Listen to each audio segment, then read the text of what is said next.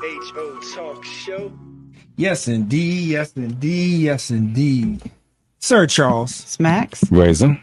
In the booth in the building to close out the bottom of the hour and the top of the show. Miss Max. Good interview. Yet again. Well, thank you. Good interview. Thank you. You know, Raisin gotta depress people a little bit. Wouldn't be an episode of In My Humble Opinion without it. You know, it. Like, it's a good interview. Yeah, it just, I don't know. It's just something about the organization is excellent. I watched them when I was working at the Jefferson with the Fountain Fund. It's just the name that we're added to that gave me a problem. Like it just does. Like it just seems like the opening to further separate us from being Americans. Right. I understand. Based on language, though, Razor? Absolutely. Language. I'm still hung up on that part, though, man. The power Let me tell you why. Life and death is in the tongue, sir. You know Charles. what you sound like, though? You sound like one of them old black people. I am one of them old black like people. That don't, like that, like that, be like, just too can't many move Mexicans. on. Yeah. You know what I mean? Like one of them people that be like, like that forget that we were discriminated against at once upon a time too. And then when there's new people in the country, we turn around and sound the same way that people sounded about us. Well, the reason I sound that way is because every time somebody has an issue, they try to attach it to black people's struggle.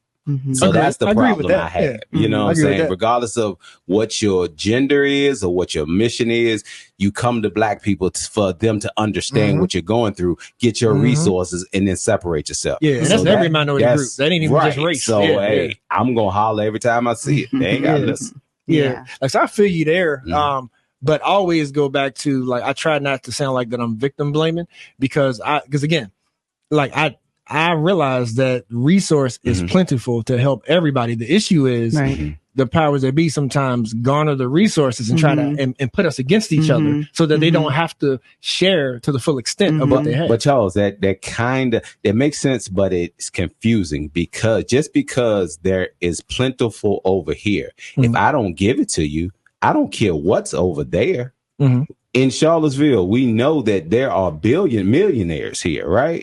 But we also know that we got people laying on the street walking around with no shoes. Yeah, but that's my whole point, though, is that just because people are unfair with the resource doesn't mean we don't have the resources to help everyone. The resources isn't or there. Take advantage of it always. If there's no food on my plate, there's nothing to eat. That's the way I look at life. I see both sides. I mean, I get that. You know? Like, but I'm just trying to clarify that it's like we can't blame the person that's in need. Oh no, that's what I'm not. saying. No, I'm not saying that. What I'm saying is stop grouping everybody in with black people. That is the problem, and that is why I believe we don't get the necessary things to advance ourselves. Is because we are always depleted. If 100 black people need something, and then somebody got another issue, they incorporated with us. They give that $10 to the 500 people, but the ones who holler the loudest are the people that get it. We may or may not get some resources, and then people go on into the next one has a problem and then incorporate it with us again. That's just that's my reality. Don't you think people will still find an issue if we start pay attention to the semantics and clearly define when a resource is black focused and this focus and that focus? Don't you think there'll just be another reason to have an issue? I think it's okay for me to say I'm black and I got an issue. Like, I know that most people are scared, but it's okay for me to say I'm black and I got an issue. I got a black issue. I agree with that 100%. The only thing that I'm trying to just clarify, though, is that's treading very, very dangerous waters, because it is dangerous. We over here drowning. But my point, though, is that like sort of the vitriol that comes up from like public discussion when we see new people coming in or new groups coming in and they're getting resources. The issue is it's the oldest trick in the American book, right? They put us against each other. And if we're not careful, that will continue to happen. I'm not against it. Like, so we misdirect sort of where the issue is, because the issue should always be at our government or whatever powers that be to say, stop harboring our stuff and give it to all of us. Stop trying to pick and choose and earmark where you gonna put it, because we know you got it. Yeah, but the uncomfortable conversation that we haven't attacked is we African Americans are not a we don't have a flag. We don't have a place that we came from. We don't. So they use that against us. So I'm never. We have a flag. You always tell you that. Like, we just don't congregate under it. But Marcus Garvey gave us a flag. Pan-Africanism is real. Is it? What Malcolm X got a check from it? What Malcolm X tell us though is like we have what we need. It's just that we rather be subservient. Like, we were trained to be subservient. We just choose not to be. I understand that, but what you're doing now is you're blaming the victim. It's just what you said to me. Well, that right there, I'm blaming the victim. Now that's some accountability on that one, though. Because we got choices to make. But no, what I'm saying is, like, I understand the way the rules are written, that if you come from another country, they ask you, what's your nationality? You can check a box. You have a flag. You have a country that you exiled from, came from, whatever, and that you can get resources. We as African Americans, or depending on what's going on, whether we're African American, whether we're Black, whether we're people of color, it gets so. Everybody else has hard things that you can look at. We got all this stuff going on that's turmoil that we can never grasp hold of. It's like trying to grab fog. And the problem is people will bring the fog into their fight because we've been in it 400 plus years until they get what they need, and then they move on. They call you friend when they need you. You don't hear from them no more. It's sort of like an election. How many people show up at these Black churches trying to get people to talk to their congregations that you don't see them no other time? And we keep hollering about what we gonna do and what we not gonna do. But the simple fact of the matter is this went on with my grandparents, my great grandparents, and on to my generation. And I'm trying to figure out a way to stop it for my children. I feel you. And a lot of people, and I hate to say this, if we honest, and I heard this in barbershop, I cut for 27 years, a lot of people will say, okay, I don't want to go through this no more. So I am going to marry outside of my race so that my kids can have a better day. They can identify with something else, right? That's the slave mentality right there. It is, but it's a very real mentality, especially after we become famous, get checks, get degrees, all that type of stuff. We become not good enough. Like, we're sitting in here now, regardless if we have arguments, disagreements, or whatever. I got a Black wife, I got Black children. You got a Black wife, you got Black children. We are a minority's minority. Yeah, you the one got me started there. I got you.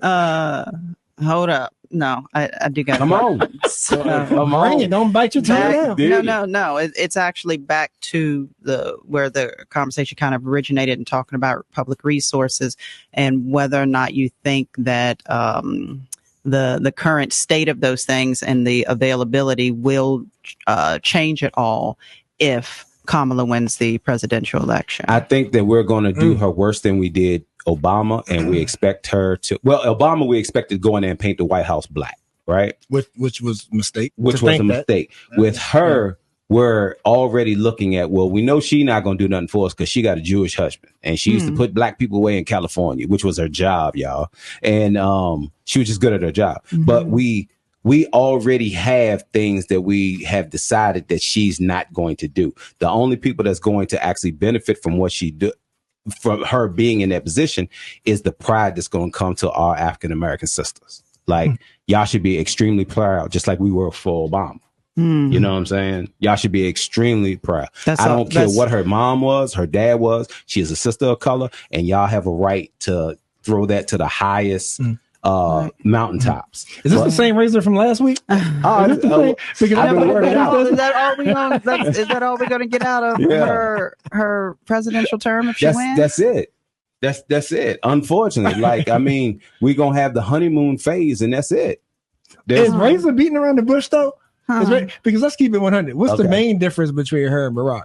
She a woman. Yeah. Let's keep it 100. There's too many people still who are chauvinistic. I wasn't going to say that, but who won't vote for her or won't listen to her because she's a woman in the highest office. Let's keep it 100. And that's very, very unfortunate. But that's going to be her biggest obstacle. Yeah. What Black women were done so wrong during slavery, like, y'all were really beaten because of the way you look, and Master and them wanted piece of that, you know what I'm saying? So then you got the wife beating on you, Master beating on you, your husband beating on you because now he got to raise a light-skinned kid and he Black as me. Like, I mean, so when it comes to Kamala, when she go up in there, like, there's Black women that's gonna feel some type of way about her.